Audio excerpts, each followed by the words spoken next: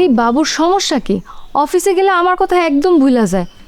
এই লিজানা টিজাই কি আমার থেকে বেশি সুন্দরী?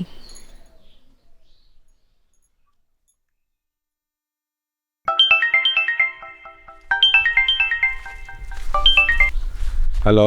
হ্যালো আসাদ ভাই, কেমন আছেন? ভালো আছি, তুমি কেমন আছো? জানি না। কেন, আবার কি হলো? আসাদ ভাই, আপনি কি এখন একটু আসতে পারবেন এখানে? পারবো, কিন্তু কেন? আমার বাসায় একদম ভালো লাগতেছে না। আপনি কি আমার একটু ঘুরাইতে নিয়ে যেতে পারবেন? অবশ্যই পারবো, কিন্তু বাবু রাগ করবে না তো? করলে করবে। বাবু একে না জানিয়ে যাওয়াটা বোধহয় ঠিক হবে না। আপনি এত ভালো মানুষ হইলেন কবে থেকে? আমি খারাপ মানুষ ছিলাম কবে? কন্ট্রাক্টররা তো ভালো মানুষ হয় না, তারা তো মাস্তান টাইপের হয়। তোমার এই কথা কে বলছে? সত্যি নাকি মিথ্যা? তোমার ধারণা সঠিক না। কোনো পেশাই খারাপ না, খারাপ হয় মানুষ। খারাপ মানুষটা যে পেশারই হোক না কেন, সে খারাপ। আপনার লেকচার থামান। আসবেন কিনা বলেন। আচ্ছা, আসতেছি।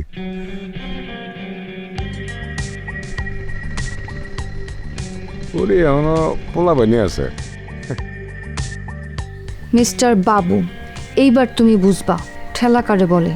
আমারে যেই কষ্ট তুমি দিছো, তা যদি আমি তোমার সুদ সমেত ফেরত না দিছি, তাইলে আমার নাম পুরী থেকে বদলাইয়া জিন রাখুম, তাও আবার বদ জিন।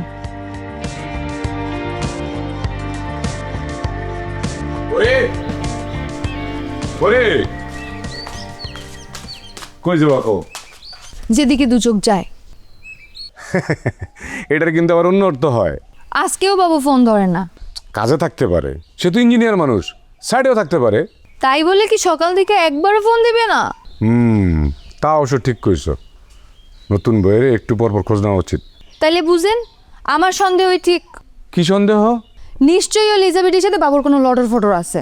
আরে কি কও, তার সাথে লটর বটর থাকলে তোমার বিয়ে করলো কেন? এইটাই তো কথা, আমার জীবন নষ্ট করার জন্য আমার বিয়ে করলো কেন? আসলেই পুরুষ মানুষ খারাপ। ফেসবুক ইউটিউবে যা দেখি তাই সত্য। কি দেখো? এই যে ছেলেদের বউও থাকে, গার্লফ্রেন্ডও থাকে। হাসেন কেন? হাসবো না, তোমাদের মতো ছেলে মেয়েদের জন্য ফেসবুকওয়ালারা ইউটিউবওয়ালার ব্যবসা করে। শোনো, সোশ্যাল মিডিয়া যা দেখো তার বেশিরভাগই মিথ্যা। কইছে আপনারে? হ্যাঁ সত্য। দর্শক ধরার জন্য এর আজগুবি ঘটনা সাজায় শুটিং করে ছেড়ে দেয়। জীবন এখন অনেক কঠিন। ঘরে পরীক্ষা, বাইরে গার্লফ্রেন্ড ম্যানেজ করা এত সহজ না। এটি তো রাজা বাদশাদের ব্যাপার সেপার। আমার আর কিছু না, আমার তো বউ নাই, গার্লফ্রেন্ডও নাই। আপনি আজ পর্যন্ত কোনো প্রেম করেন নাই? করছিলাম কলেজ থাকতে, আর করি নাই। আপনি না হয় আলাদা, কিন্তু বাকিরা? তুমি কয়জন ছেলের চিনো আর তাদের এই ঘটনা জানো? আসলেই আমার চেনা জানার মতো তো এমন কেউ নাই। তাইলে মাথা থেকে এসব আজগুবি চিন্তা বাদ দাও, মন দিয়া সংসার করো। চলো তোমার নিয়ে এখন নদীর পাড়ে যাই। এই সময় খুব সুন্দর বাতাস ছাড়ে। এই সুন্দর বাতাসে তোমার মাথার মধ্যে যেসব আজগুবি চিন্তা ভাবনা আছে না, সব ফুরফুর করে উড়ে দেবো গা। চলো।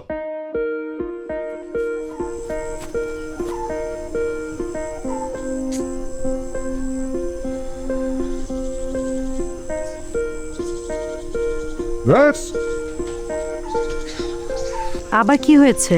আরে সে কখন থেকে পরীকে ফোন দিচ্ছে, সে ফোনই ধরছে না। হয়তো দুপুরে খাওয়া দাওয়া করে উনি ঘুমাচ্ছেন। না না, ও আজকে আমাকে কয়েকবার ফোন দিয়েছিল, আমি ধরতে পারিনি। সেই জন্যই বোধহয় রাগ করে ফোন ধরছে না। সরি বলে একটা টেক্সট করে দেন। দিয়েছি। একটা পরামর্শ দিব, শুনবেন? প্লিজ বলুন। আমি তো মেয়ে, আমি বুঝি একটা মেয়ে কী চায়। তার মধ্যে নতুন বিয়ে করেছেন, আপনার ওয়াইফের বয়সও এখন অনেক কম, হানিমুনটাও করেননি। আরে কীভাবে করবো আপনি বলুন? যথেষ্ট টাকা পয়সাও তো লাগবে নাকি? আর স্যার তো আমাকে ছুটিই দিলেন না। এর মধ্যে 50 বস্তা সিমেন্টের টাকা আমাকে দিতে হবে। আপনি বুঝতে পারছেন আমার অবস্থা? বুঝতে পেরেছি, সেজন্যই বলছি। আপনার ওয়াইফটা সারাক্ষণ বাসায় একা একা থাকে, তাই একটু পরপর ফোন করে ওনার খোঁজ দেবেন। মানে আপনি যে ওনাকে কেয়ার করছেন, এটা যাতে উনি ফিল করতে পারে। আমি কি কেয়ার করি না? নিশ্চয়ই করেন, কিন্তু আরও বেশি করে করতে হবে। কিভাবে? সেটাও বলে দিতে হবে? আপনি না বাবু ভাই। কি? সেজন্যই তো।